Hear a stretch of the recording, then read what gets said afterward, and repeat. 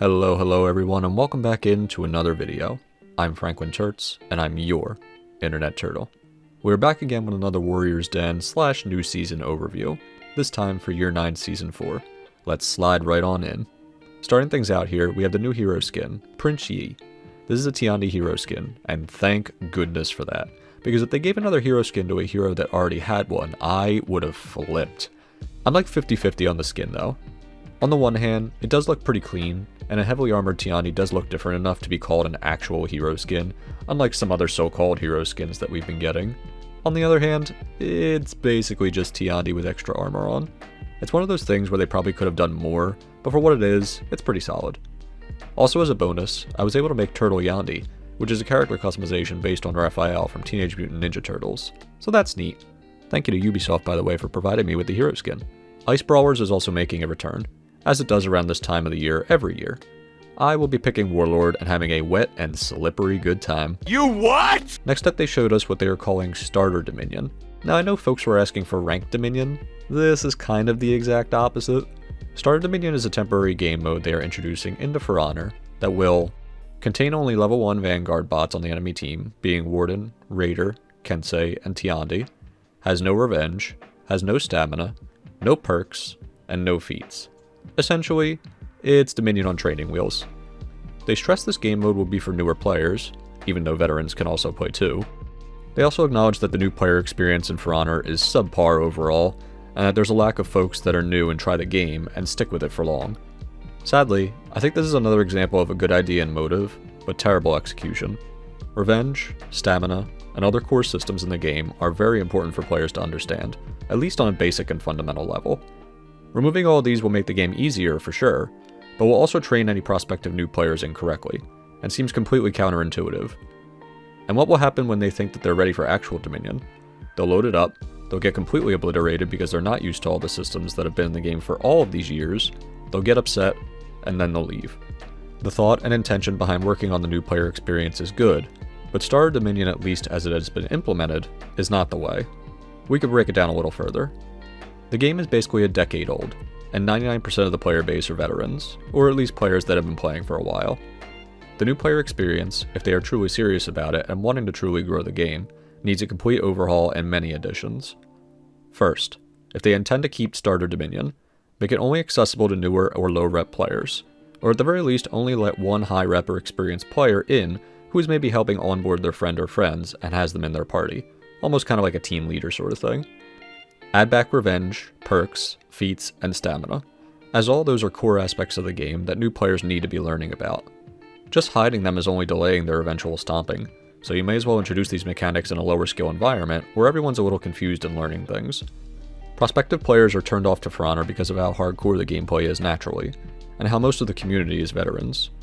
One of the number one complaints I see from newer players when they do pop up is them queuing into a 1v1 or a Dominion for example, and getting completely stomped due to the game's poor matchmaking at times. Thus, the prospective player gets upset and leaves, which is a negative continual feedback loop in making the game more trend towards the hardcore veterans, and the cycle just keeps repeating itself. New players need the space and time to learn and grow. Second, off the back of this, tutorials need an overhaul. People can learn how to throw a light and guard break easily enough, but what about rotations in Dominion? Revenge tags. To date, the only tutorials on this I'm aware of have been from creators themselves. Why are creators the ones that have to teach the players? The game needs additional tutorials that can break these concepts down to be understood easily. In addition, the tutorials don't even have to be mandatory, but they should offer some type of reward if the player watches and engages with them, such as maybe like a free hero or two.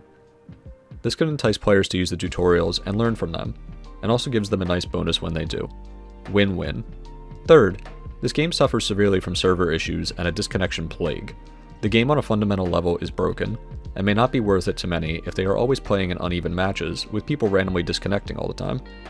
I'm actually in the midst of conducting a scientific experiment with disconnections, and will have the data assembled and a report published hopefully by the end of the month, because especially starting with last season, the disconnects have been noticeably worse. Fourth, another thing the game suffers from is a distinct lack of advertising. If For Honor is lucky, it gets a mention on Ubisoft's TikTok maybe once every few weeks. I've never seen any major commercials on it on stream ads, nor on TV shows, etc. Essentially not a lot of mainstream attention for it. If they want a lot of new players trying the game out, they need to put the effort in to reach out to them and grab their attention. Word of mouth and content creators can only reach so far, especially for an older game like this.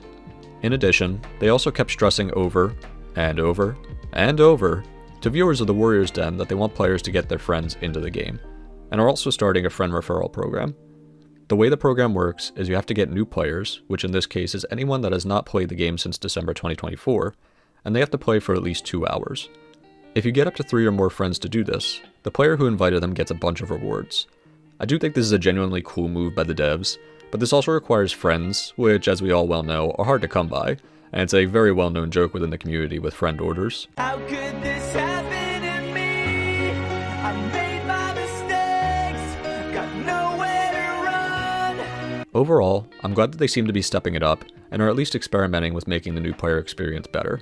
But it's going to need a lot of dedicated work, and they already have seemed to make several stumbles.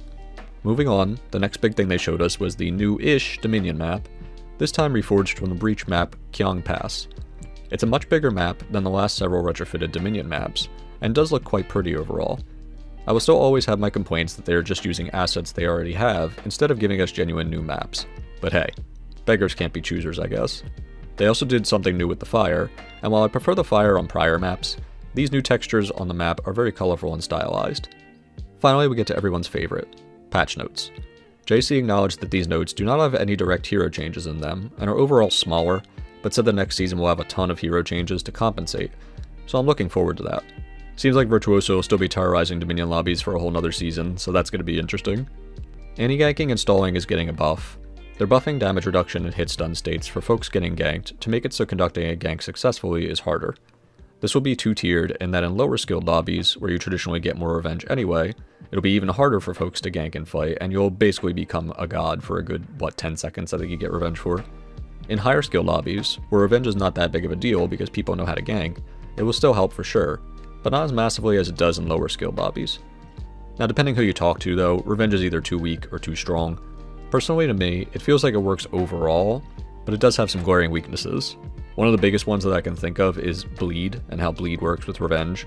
It really doesn't contribute to revenge much at all, and yet if they do a successful bleed attack on you, you're going to be taking a lot of damage. We'll have to see how these changes overall shake out this season. They're also completely removing shield stacking, and confirmed it was a long time bug in the game. For those that are unaware, shield stacking is the concept of essentially having a shield applied to yourself, and then a second shield applying to essentially create a super shield that lasts way longer. Whichever shield is strongest will now take over, and shields will not stack up. Removing this indirectly nerfs heroes such as Yorm and Blackprior, who are well known for their stall with all their shielding abilities. Finally, they addressed... What? No way! Disconnects? Oh, wait, it's just for round-based modes. As we said previously, disconnections have been plaguing the game, and are especially noticeable in Dominion matches, as that is the game's most popular game mode by far. Where are the fixes for that? Why has it seemingly gotten worse since last season?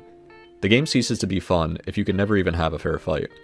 This is a top priority issue, and is so important that, like I said before, I am conducting an ongoing experiment, and I'm going to try to make it as professional as possible so I could directly submit my findings to the devs. I'm not a scientist, so it won't be perfect, but it should have compelling enough evidence spelled out to them to show how significant that the issue is, as well as the lack of bots being replaced in lobbies. Phew! Well, that's all the important stuff. What do you think? Overall, this den was... Some things are cool and do make me hopeful, but as the Warriors Den before arguably the biggest holiday of the year, they should have tried to go a little bigger. It's the equivalent of opening a gift on Christmas Day, and finding out it's just some socks. Useful, and could be comfy, but not extremely exciting. Thank you so much for watching this video. I'm FranklinTurtz, and I'm your Internet Turtle. Stay turtly, stay awesome, and we'll see you on the next one. Bye!